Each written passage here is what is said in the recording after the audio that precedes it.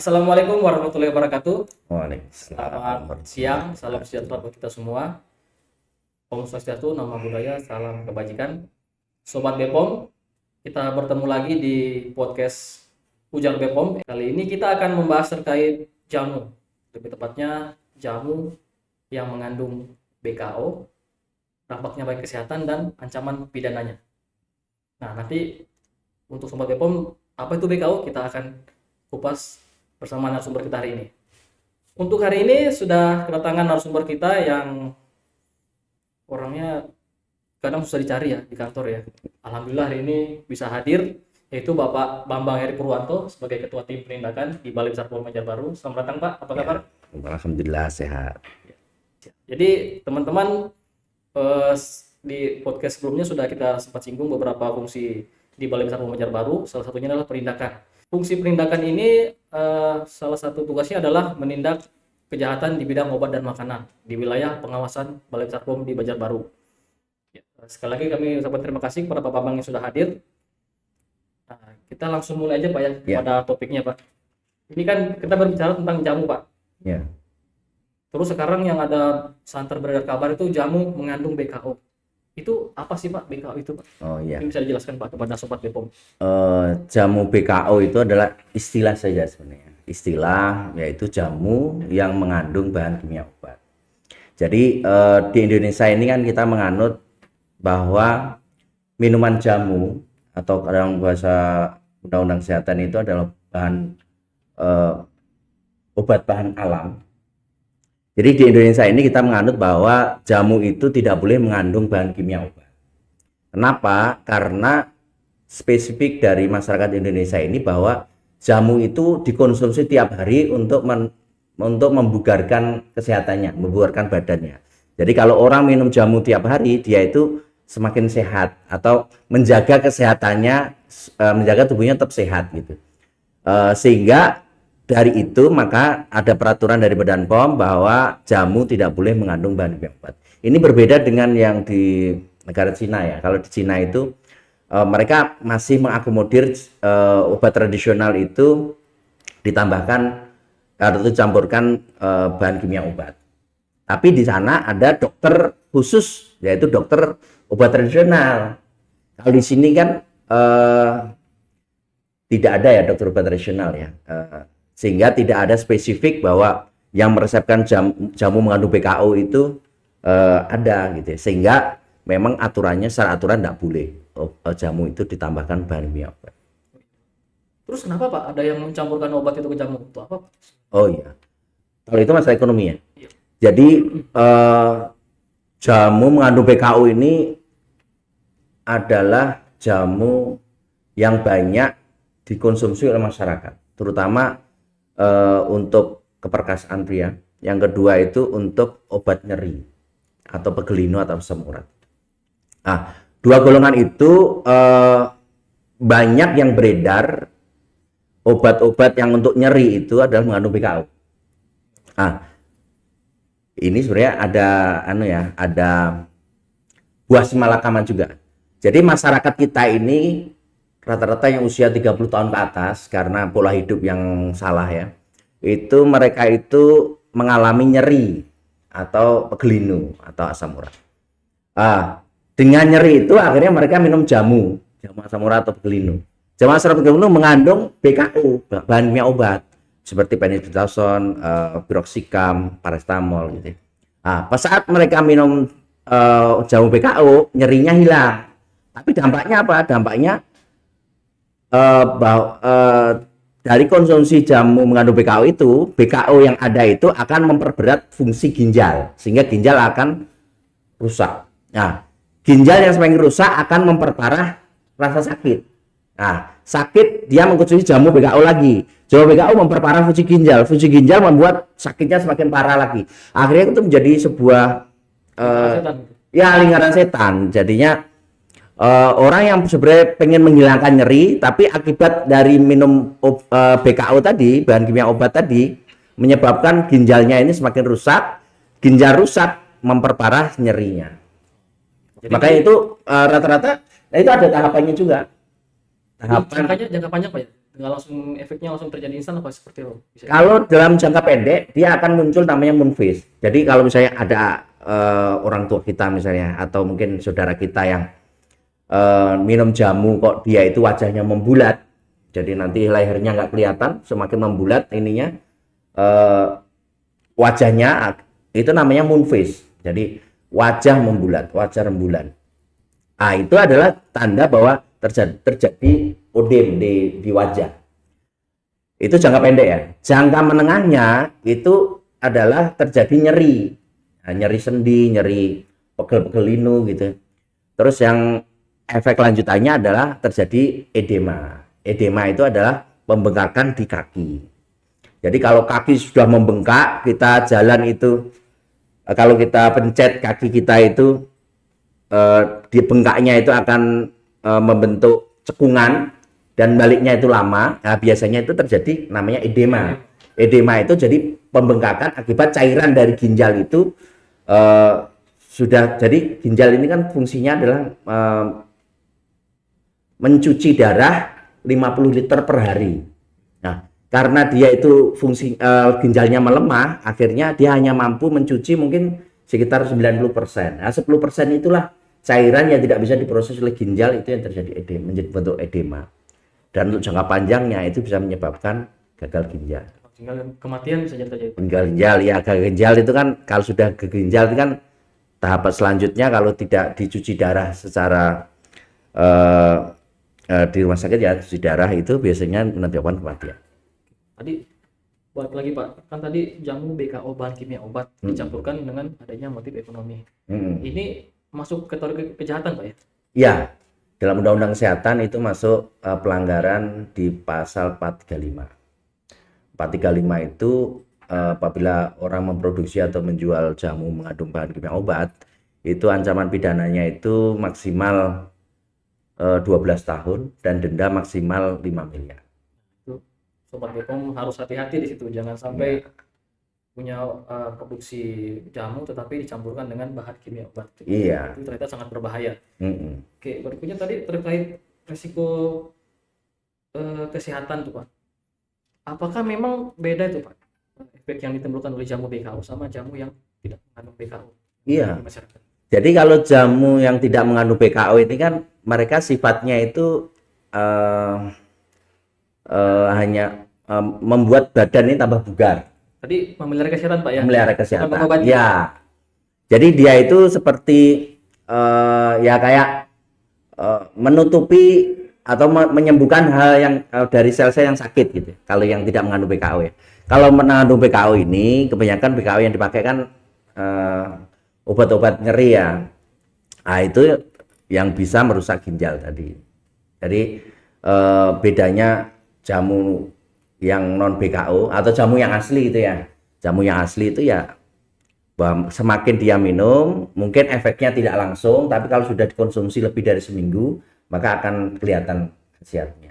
Biasanya kalau non BKO gitu butuh waktu yang agak lama untuk melihat khasiat. Kita secepat yang jamu mengandung BKO Pak ya? Betul. Efeknya, Pak. Ya. Dan ada ciri khusus untuk jamu BKO itu. Kalau dia tidak meminum jamu BKO, nyerinya semakin parah. Jadi misalnya kembali lagi Pak istilahnya. Ya, jadi misalnya dia hari ini dia minum contoh jamu BKO itu kan seperti urat madu, jamu tawon klanceng ya, madu klanceng. Itu biasanya kalau dia minum nyerinya langsung hilang. Tapi kalau sore besok dia nggak minum lagi, itu langsung seharian itu dia akan pegel semua badan. Berarti ada potensi Semakin parah Pak. Potensi ketergantungan nggak sih Pak? Iya, sebenarnya bukan ketergantungan sih, lebih tepatnya itu sugesti ketergantungan ya. Harus diminum lagi kalau ya kalau dia nggak minum maka nyerinya nggak hilang. Tapi sebenarnya itu nyeri itu akibat dari rusaknya ginjal. Jadi karena BKO menambah kerusakan ginjal sehingga menyebabkan nyerinya semakin bertambah. Sehingga kalau dia nggak minum nyerinya akan terasa karena terasa dari rusaknya ginjal tadi sebenarnya. Sebenarnya solusi untuk menghindari dampak dari obat BKO, jamu BKO itu adalah menghentikan jamu BKO, beralih ke jamu biasa. Terus kita juga harus menyehatkan kembali fungsi ginjal. Dan ginjal itu kan sebenarnya kan menyaring darah. Nah, ya ada 5 macam sampah yang menyebabkan ginjal itu semakin berat bekerjanya. Yang pertama yaitu gula, gula tinggi. Jadi kalau kita makan makanan, 3 makanan aja dibuat gula. Biasanya tepung dan olahannya, gula pasir dan olahannya, terus nasi. Itu yang akan menambahkan gula dalam darah semakin tinggi. Terus yang kedua yaitu kolesterol. Kolesterol itu biasanya akibat dari dampak ikutan dari kelebihan gula yang dimakan tadi kan. Dia akan disimpan sebagai energi dalam bentuk lemak. Lemak itu yang kita sebut dengan kolesterol kalau apabila lemak itu disimpan di dalam darah. Terus yang ketiga yaitu bahan kimia obat. Bahan kimia obat sepertinya dari jamu tadi, atau bisa juga dari pengawet kimia ya. Di Terus makanan dan minuman. makanan minuman, perisa, perasa, pewarna kimia. Terus yang keempat itu adalah logam berat. Logam berat itu bisa dapatkan dari ikan yang ada di pabrik, dekat pabrik-pabrik pengolahan yang ada logamnya. Kayak merkuri gitu contohnya. Ada merkuri, terus timbal gitu ya. Terus yang kelima, akhirnya merokok salah satunya. Merokok. Ya, teman-teman harus berhenti merokok. Untuk kesehatan. Iya. Nah, tadi itu Pak menarik. Jamu BKO dikonsumsi oleh masyarakat. Nah, itu mereka dapatnya dari mana, Pak? Nah, sebenarnya kalau dapatnya dari mana, sekarang kan ada yang toko offline, ada yang online ya. Online. Kalau yang Di toko online itu kita biasanya kita awasi dari apotek, toko obat dan toko-toko kelontong, termasuk juga depot-depot jamu, sudah kita lakukan pengawasan di situ. Apabila mereka masih menjual, biasanya kita lakukan pengamanan, dan apabila dampaknya signifikan, biasanya kita naikkan ke tingkat pro-justisia atau kita naikkan ke sanksi pidana. Terus kalau yang online biasanya kita biasanya masyarakat mendapatkan dari marketplace. Marketplace itu bisa dapatkan dari marketplace banyak ya, ada Shopee, Tokopedia, Lazada dan seterusnya. Biasanya kalau di kami dari BPOM Banjarbaru ini kita juga melakukan pengawasan namanya patroli cyber. Di patroli cyber itu kita akan melakukan pengawasan toko-toko online apa aja yang menjual, terus kita lakukan langkah-langkah selanjutnya yang apabila kita rasa layak untuk naik ke tingkat pro-justisia, kita naikkan ke tingkat pro-justisia atau tingkat pidana. Seperti melalui proses kayak penangkapan seperti itu Pak ya, dan persidangan. Iya. Jadi kan sanksi itu kan ada 2 ya, sanksi administrasi dan sanksi pidana. Kalau sanksi administrasi biasanya misalnya untuk penjual yang dia itu jumlah jualnya sedikit, terus dampaknya tidak terlalu luas, mungkin hanya sekitar lingkungan sekitarnya saja. Itu biasanya bisa kita lakukan sanksi administrasi dengan cara melakukan pemusnahan barang, terus kita berikan sanksi administratif dari tingkat peringatan keras, penghentian sementara kegiatan sampai pencabutan izin usaha. Terus untuk yang dampaknya luas, yang merugikan masyarakat, merugikan kesehatan masyarakat, biasanya kita naikkan ke sanksi pidana apabila cukup 2 alat bukti. Biasanya kita pertimbangannya apakah perbuatan yang bersangkutan ini merugikan masyarakat luas atau tidak. Kalau dampaknya luas dan signifikan, ya layak kita naikkan ke tingkat pidana, sanksi pidana. Kalau terkait modusnya Pak, untuk barang-barang ini sampai ke masyarakat itu seperti apa contoh-contoh modusnya Pak? Kalau misalnya jamu yang cair itu, ada yang jamu cair kan. Ada yang mereka itu penjualannya tidak hanya lewat toko, mereka itu bahkan dari unsur bahkan kalau di daerah itu ada yang melibatkan perangkat desa atau perangkat kecamatan untuk turut serta menjualkan secara seperti kayak MLM gitu modelnya ya, kayak MLM yang mereka apabila penjualan sekian mereka akan dapat bonus sekian gitu. Jadi mereka pakai sistem jalur tertutup gitu, jalur tertutup, sehingga itu yang agak kesulitan untuk untuk kita tidak lanjuti. Tapi apabila ada laporan masyarakat, bisa langsung kita tidak lanjuti. Seperti kan seolah-olah dibikin, karena kan jamu ini yang beredar harus punya izin BPOM Pak ya di Indonesia. Iya, wajib gitu. Jadi mungkin seolah-olah itu yang mereka edarkan tadi itu seolah-olah punya izin BPOM, benar nggak seperti itu? Kalau sebagian hampir semua jamu BKO itu ada tulisan nomor izin BPOM-nya. Tapi Walaupun kalau dicek cek Mobile. BPOM, cek BPOM mobile itu eh, tidak ditemukan. Ada nomor itu palsu, nomor itu tidak berarti ada gitu. pakai nomor fiktif Pak ya. Nah, pakai nomor fiktif. Jadi Oh. itu yang membedakan antara jamu dengan kosmetik ya. Kalau kosmetik itu yang tidak ada izinnya, ya nggak ada nomornya gitu. Kalau jamu itu semua yang walaupun yang dia itu ilegal, tapi ada nomornya. Jadi masyarakat agak kebingungan mana yang ilegal mana yang enggak. Gitu. Maka kalau kebingungan ya bisa tanya ke BPOM kan gitu. Jadi tadi lagi balik Pak. Dia dikatakan mengandung BKO itu hasilnya dari mana Pak? Dia hasil apa sehingga dia bisa dikatakan mengandung BKO? Kalau dilihat mungkin tidak bisa ya. Jadi kalau kita biasanya sebelum kita tidak lanjuti, biasanya kita akan melakukan sampling, namanya undercover buy kalau yang di penindakan, kalau di pemeriksaan namanya sampling, beli sampel gitu. Terus akan kita kirim ke laboratorium. Di BPOM Banjarbaru ini kan kita punya laboratorium ya. Ada fungsi pengujian Pak ya? Ya, di fungsi pengujian itu mereka akan menguji apakah obat ini mengandung BKO atau tidak.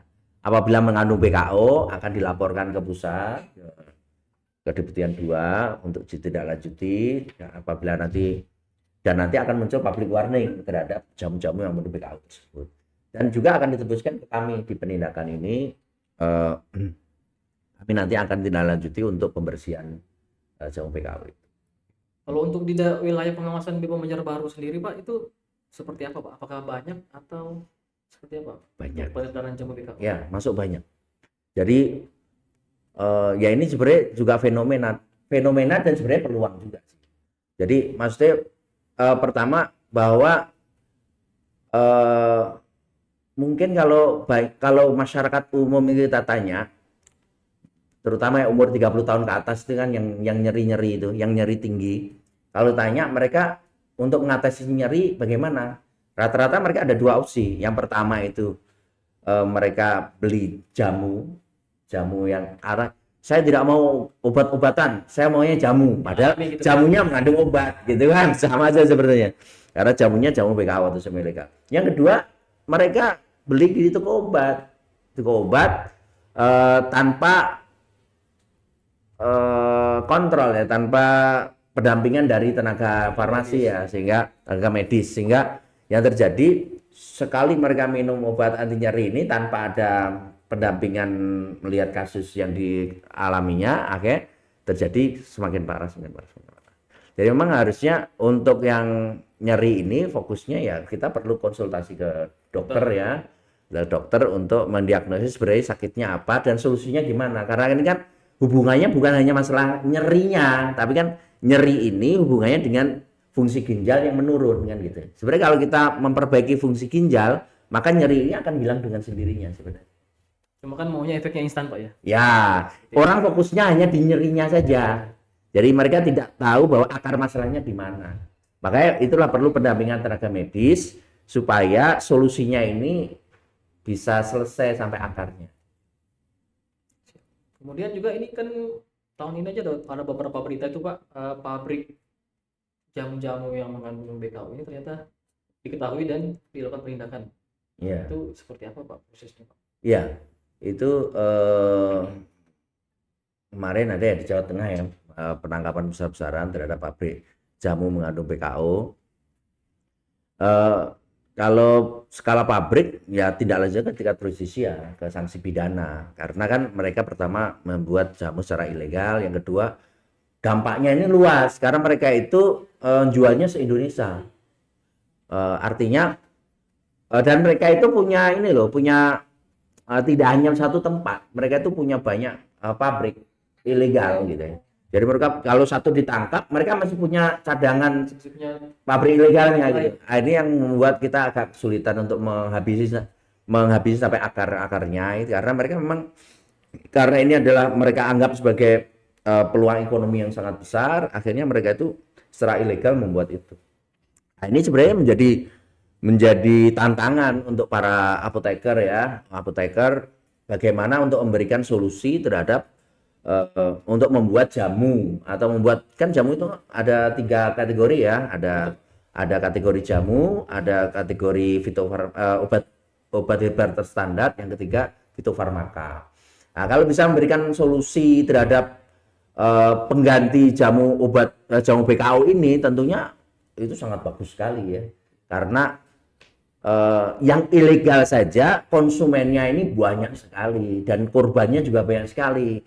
Bisa dikatakan bahwa bisa jadi jumlah pasien gagal ginjal atau cuci darah itu meningkat, itu salah satunya kontribusinya dari akibat minum jamu BKO. Ya, makanya para apoteker-apoteker ini mungkin bisa melirik arah sana. Bagaimana kita memberikan solusi terhadap problem masyarakat, yaitu bahwa mereka membutuhkan jamu untuk menggantikan jamu PKO yang mempunyai khasiat cespleng atau bagus gitu ya. Nah, itu mungkin menjadi alternatif pilihan masyarakat, dan harusnya itu menjadi pilihan. Kalau produknya bagus dan legal, itu kan tentu akan membahagiakan masyarakat ya, karena tingkat kesehatannya akan meningkat.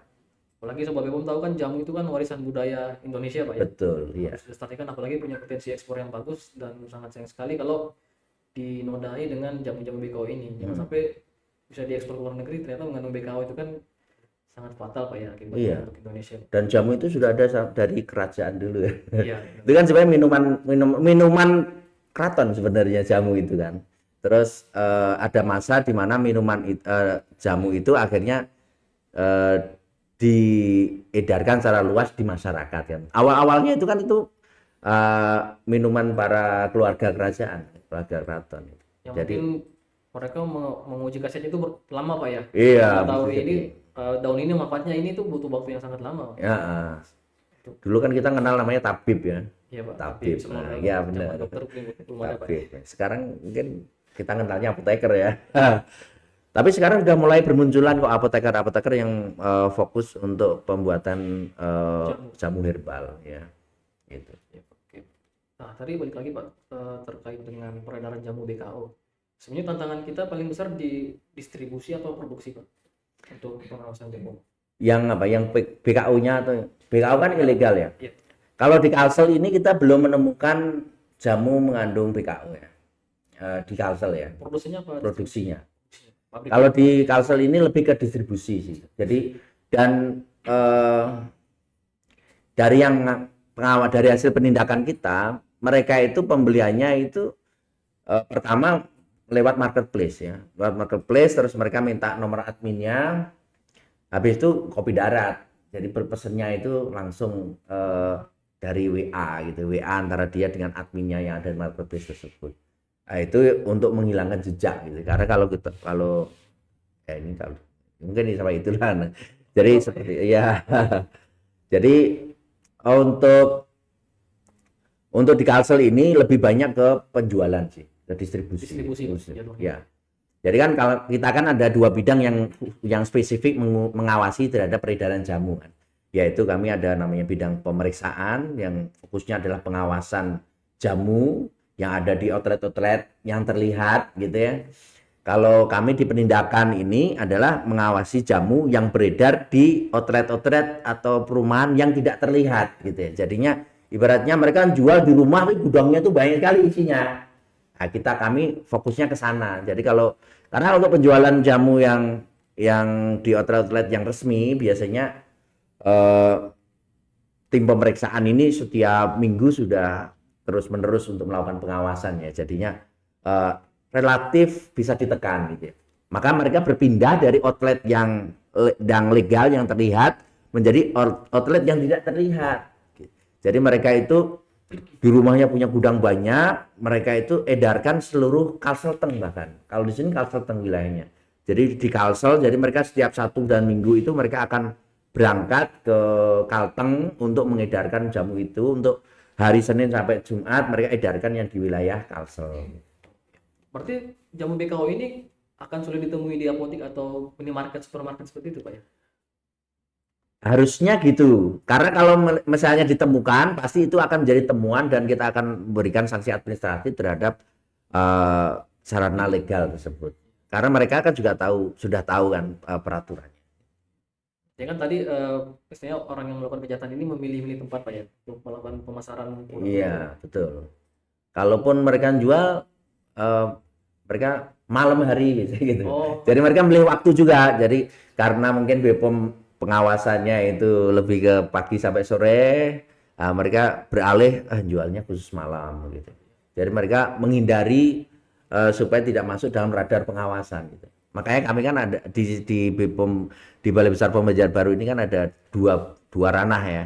Yang satu itu bidang pengawasan atau bidang pemeriksaan, yang kedua itu di bidang penindakan. Sehingga yang tidak bisa diawasi di sarana-sarana yang terlihat, yang legal, itu kami dari penindakan ini yang mengawasi yang sarana-sarana yang tidak terlihat. ini kalau untuk pengawasan sendiri kita ada melibatkan sektor lain nggak sih Pak? Atau kita sendiri yang mengawasi untuk peredaran obat apa jamu BKO ini Pak? Kalau jamu PKO ini biasanya kita melibatkan dinas kesehatan ya. Bahkan kita juga melibatkan dari pihak polisian untuk waktu, karena namanya ada intensifikasi ya. Dari selain pengawasan rutin kita ada namanya intensifikasi pengawasan jamu PKO gitu. Untuk intensifikasi itu biasanya kita fokus pada pembersihan jamu PKO. Jadi kalau masuk ke dalam intensifikasi biasanya kita itu waktunya tidak mesti harus sesuai jam kerja ya, bisa jadi malam-malam kita langsung turun untuk melakukan pengawasan di sarana-sarana yang dicurigai masyarakat dan masyarakat itu banyak membeli gitu. Kalau bisa jelaskan dikit Pak, misalnya tahapan dalam penindakan itu seperti apa sih Pak? Sampai ke proses prosesnya tadi. Di penindakan ini kan kita ada 4 bidang, ya. empat tim. Ya. Yang pertama yaitu tim cyber. Tim cyber itu kita melakukan pengawasan melalui cyber baik di marketplace ataupun di online, di media sosial. Nah, dari tim cyber ini mereka melakukan profiling. Profiling itu mengidentifikasi misalnya, oh si A ini jual jamu PKO, jamunya A, B, C, D, E, terus omsetnya dalam sebulan itu sekian miliar gitu. Terus nanti baru dari tim cyber mengumpulkan data dari tim cyber ini akan dikirim ke tim intelijen. Di tim intelijen ini mereka akan melakukan pendalaman terhadap lokasi, tempat, terus modusnya bagaimana, terus data-data yang sudah terkumpul itu nanti akan dikirim ke tim penyidik. Nah, di tim penyidik inilah akan melakukan gelar kasus untuk memutuskan apakah ini mau ditindak ke penindakan atau dikirimkan ke pemeriksaan untuk dilakukan pembinaan gitu. Apabila diputuskan untuk ditindak ke tingkat ke tingkat penyidikan, maka akan dibuatkan usulan untuk turun ke lapangan. Nanti dari kepala UPT, kepala balai akan memerintahkan operasi penindakan. Dari operasi penindakan itu hasil tangkapan itu akan dikumpulkan, terus penyidik akan mengumpulkan alat bukti. Setelah alat bukti sudah terkumpul, nanti akan dilakukan namanya gelar perkara. Di gelar perkara itu akan diputuskan apakah ini naik ke tingkat penyidikan atau ini tidak naik ke tingkat penyidikan. Kalau naik ke tingkat penyidikan berarti langsung kita keluarkan SPDP. Kalau memang sudah ada tersangkanya langsung kita terbitkan siapa tersangkanya. Dan itu waktunya hanya 7 hari. Jadi 7 hari itu harus sudah diputuskan apakah tindak pidana ini sudah ada tersangkanya atau belum. Kalau sudah ada tersangkanya maka langsung dikeluarkan SPDP. Apabila tidak ada tersangkanya berarti masuknya ke ranah pembinaan. Nanti ada langkah-langkah khusus untuk yang di pembinaan. Jadi kalau sudah ada tersangka itu masuk ke kalau sudah ditetapkan tersangka maka penyidik akan mengumpulkan semua alat buktinya, terus mereka akan melakukan kelengkapan administrasi penyidikan. Setelah itu apabila sudah berkas dianggap lengkap akan dikirim ke kejaksaan tinggi dalam hal ini. Di Kejaksaan Tinggi melalui Korwas PNS atau melalui Polda Kalsel. Nah, setelah itu jaksa penuntut umum dari Kejati akan melakukan pemeriksaan berkas. Apabila berkas dianggap belum lengkap, maka mereka akan mengeluarkan P19 bahwa berkas kurang lengkap, minta dilengkapi poin A, B, C, D, E gitu. Terus nanti dari penyidik akan melakukan pelengkapan berkas, menyelesaikan. Setelah dianggap lengkap oleh penyidik akan dikirim lagi ke JPU melalui Korwas PNS Polda Kalsel. Nah, setelah itu apabila dari JPU Kejati nanti menganggap bahwa berkas itu lengkap, maka mereka akan mengeluarkan namanya P21. P21 ini menyatakan bahwa berkas perkara sudah dianggap lengkap. Setelah itu baru kita akan mengajukan untuk namanya tahap 2. Tahap 2 adalah penyerahan tersangka dan barang bukti kepada jaksaan melalui Kores PPS. Setelah itu baru nanti tersangka kita serahkan jaksaan, baru saat itu proses sidang dimulai. Ya, gitu. Tadi benar juga Pak, ternyata kita punya penyidik sendiri Pak ya. Iya, jadi BPOM di Kalsel ini penyidiknya ini cukup aktif. Salah satu yang paling aktif di Kalsel ya, dan ada beberapa dari instansi lain juga, dan kita juga dapat apresiasi juga dari Polda Kalsel bahwa penyidik di BPOM ini termasuk yang paling aktif untuk melakukan pemberkasan. Nah itu tadi Pak ada proses yang namanya kayak pengintaian itu ada kayak Iya. surat data, itu tantangannya apa aja sih Pak di lapangan untuk mengungkap Kita nyebutnya pool bucket ya, pengumpulan bahan keterangan. Jadi di pool bucket ini ya tantangannya ibaratnya ya, kalau di bidang pengawasan itu dia melihat pohon itu ada pohonnya, ada daunnya yang terlihat itu. Kalau kami di bagian intelijen ini kan fokusnya melihat akarnya itu di mana. Akar itu kan tidak terlihat di permukaan. Makanya tantangannya adalah kami harus bisa mengetahui apa yang tidak terlihat gitu. Nah, itu yang mungkin butuh tim yang punya keahlian khusus dan waktunya itu kadang tidak menentu ya, bisa pagi, bisa siang, bisa sore, bisa malam, bisa pagi lagi gitu ya. Jadi waktunya tidak menentu karena menyesuaikan dari modus operandi pelaku tindak pidana. Kalau pelaku tindak pidananya melakukan kegiatannya malam hari, tentu kita akan mengikuti kegiatan mereka. Tapi kalau mereka melakukan tindak pidananya di pagi atau siang hari, ya kita akan mengikuti mereka. Jadi kami itu menyesuaikan modus mereka ya, yang mereka lakukan gimana ya kami menyesuaikan. Yang pasti tugas dari tim intelijen itu adalah bagaimana sebanyak mungkin mengumpulkan bahan keterangan yang mungkin bisa membantu tim penyidik untuk menentukan apakah perkara itu layak untuk ditindaklanjuti di operasi penindakan atau tidak. Kalau selama ini ada pengalaman khusus terkait pengungkapan kasus yang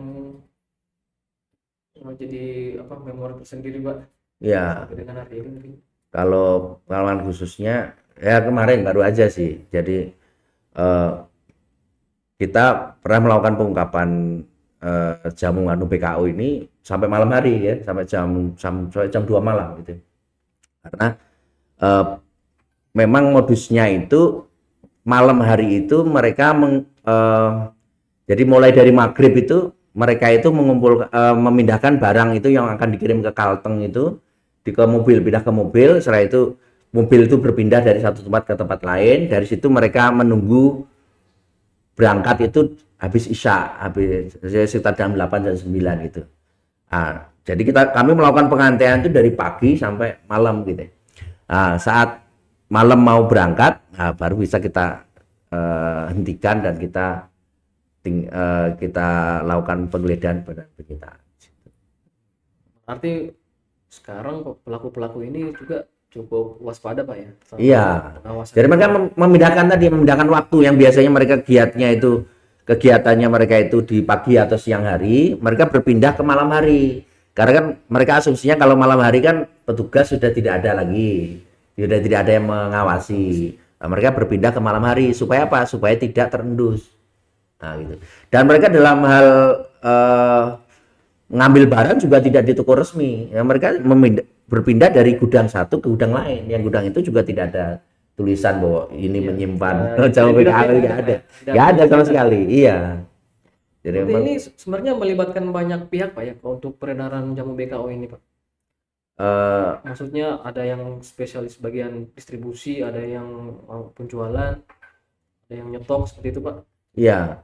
Jadi karena barang ini kan sebenarnya pengambilannya dari Jawa semua ya, kalau yang beredar di Kalsel ini. Tentunya itu sebuah jaringan sebenarnya. Sebenarnya itu nggak ada bedanya dengan jaringan narkoba yang mempunyai sel-sel khusus ya, struktur khusus ya. Cuma ini kan karena dia itu jamu BKO, biasanya pengawasan dari pihak instansi lain kan nggak terlalu ketat ya. Karena kan yang fokus dalam pengawasan BKAU kan lebih ke BPOM dan Dinas Kesehatan ya. Sehingga dan mereka dalam pengirimannya pun banyak menggunakan jalur darat sehingga bisa lolos dari pengawasan X-ray itu ya. Sehingga mereka itu ya mudah lolos gitu. Makanya ya gampang-gampang susah dalam hal pengawasan jamu BKAU. Ke ini Pak, terkait dampaknya terhadap jamu-jamu yang kita bilang tadi legal Pak, yang aslinya terdaftar resmi di BPOM itu, Bapak lihat seperti apa sih Pak pengaruh peredaran jamu BKAU ini? Adanya jamu BKAU tentunya dampaknya adalah jamu-jamu yang legal ini secara penjualan menurun ya, berkurang lah. Tapi itu juga konsumen yang berbeda juga sih. Jadi jamu BKAU ini karena dia itu mengandung BKAU yang khasiatnya langsung minum sekarang, nyerinya langsung hilang sekarang juga. Kalau jamu yang legal ini kan karena dia itu tidak ada BKAU-nya, dia butuh pembuktiannya itu mungkin butuh diminum seminggu baru terasa khasiatnya gitu.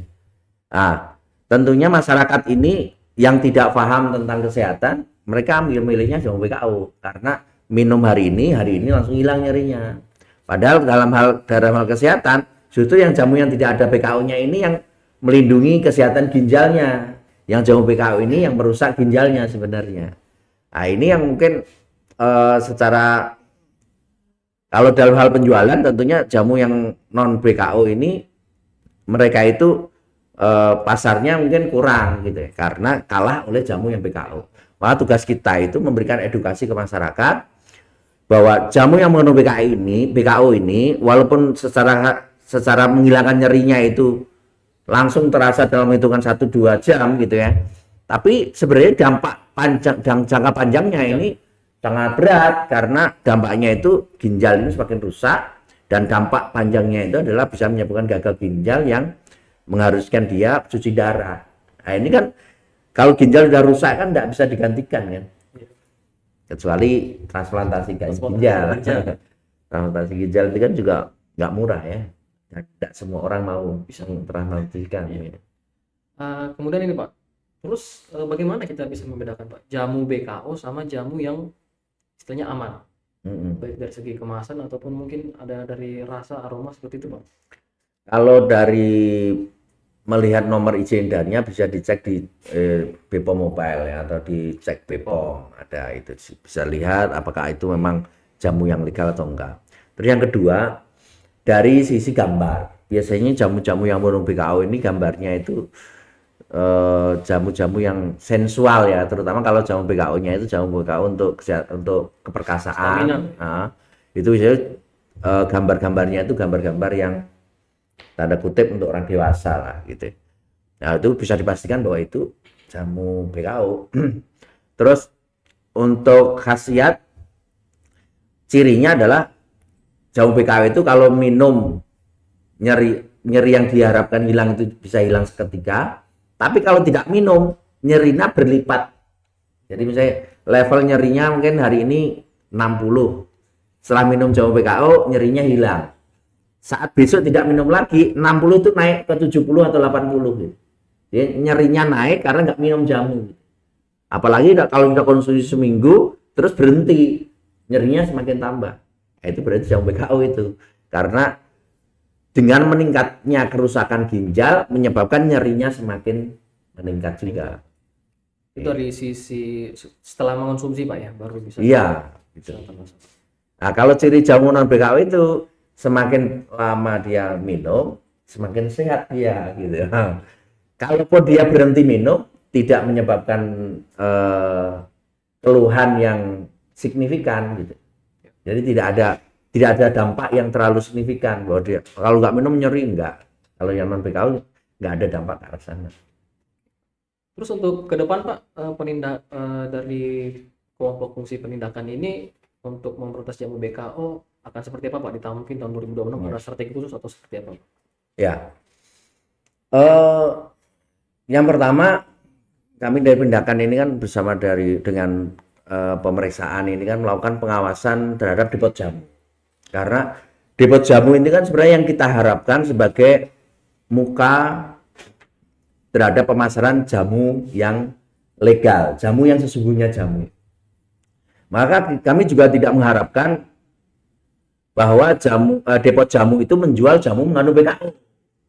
Karena kalau yang depot jamu aja menjual jamu PKO, bagaimana masyarakat kan percaya terhadap depot jamu kan gitu. Karena mereka itu berpindah dari biasanya minum obat ke minum jamu kan tujuannya untuk menghindari obat kan.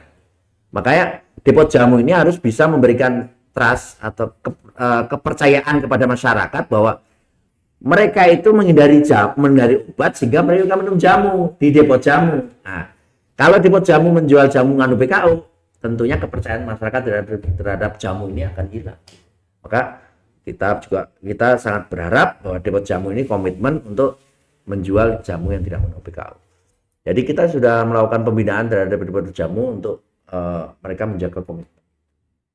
Kalau yang di sarana-sarana legal di pemeriksaan itu sudah melakukan pengawasan secara rutin dan terus-menerus dan tegas juga kalau ada temuan itu langsung dilakukan pemusnahan dan dilakukan pembinaan. Sedangkan kami di penindakan ini kami akan ibaratnya mode serius ya, mode waspada apabila ada laporan-laporan terkait dengan peredaran jamu anu PKO tentunya itu akan menjadi prioritas utama karena dampak yang dihasilkan dari minum jamu PKO ini dampaknya sangat luas. Pasien cuci darah itu meningkat dengan konsumsi jamu PKO. Itu baru yang jamu PKO yang untuk nyeri loh ya. Yang lain, Pak. Belum jamu PKO yang untuk keperkasaan. Jamu PKO yang untuk keperkasaan itu banyak kita temukan, misalnya ada berita di koran misalnya, bahwa ada sepasang laki dan teman ceweknya, yang laki ini meninggal dunia di kamar gitu.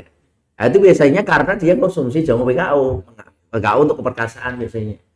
Nah, itu karena jamu keperkasaan kan biasanya mengandung PKO sildenafil atau tadalafil ya. Yang fungsi utamanya itu adalah memicu denyut jantung. Jadi jantung itu dipicu semakin kencang sehingga darah itu mengalirnya juga semakin kencang. Tapi kan jamu PKO ini kan dosisnya nggak jelas ya. Ya harusnya minumnya mungkin 2 bungkus, dia minum 6 bungkus. Nah, akhirnya jantung itu memicunya sangat kencang sehingga sel itu kekurangan jaringan itu kekurangan oksigen sehingga terjadi dampaknya ke kematian. Ya seperti itu. Jadi Pak, sebenarnya ini jamu BKO ini apakah semuanya berasal dari Indonesia atau ada dari luar juga Pak? Sejauh ini hasil penelusuran dari penindakan. Ya, kalau jamu BKO yang ada ini yang banyak beredar di Kalimantan Selatan produk Indonesia. Kebanyakan produk Indonesia. Kalau yang produk luar itu malah yang obatnya. Misalnya sildenafil. Tapi bentuknya mungkin Sildenafil ilegal.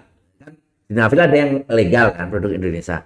Ada yang ilegal dia. Isinya langsung tulis Viagra misalnya. Ya ilegal dia. Tapi kalau yang jamu dalam bentuk jamu itu ada cuma sedikit. Yang banyak memang produk Indonesia. Terus ini Pak, untuk masyarakat apa tipsnya Pak untuk memilih jamu yang aman dengan jamu yang mengandung BKO untuk membedakan pada saat membeli atau mengonsumsi Pak? Kalau mau paling aman ya buat jamu sendiri ya. Kan di pasar banyak ya, ada jahe, kunyit, temulawak, rimpang-rimpang itu. Ada kencur, ada serai, ada jahe, ya, ada kayu manis itu. Tinggal diseduh aja gitu. Nanti setelah minum itu baru nanti bedakan dengan yang dijual di pasaran.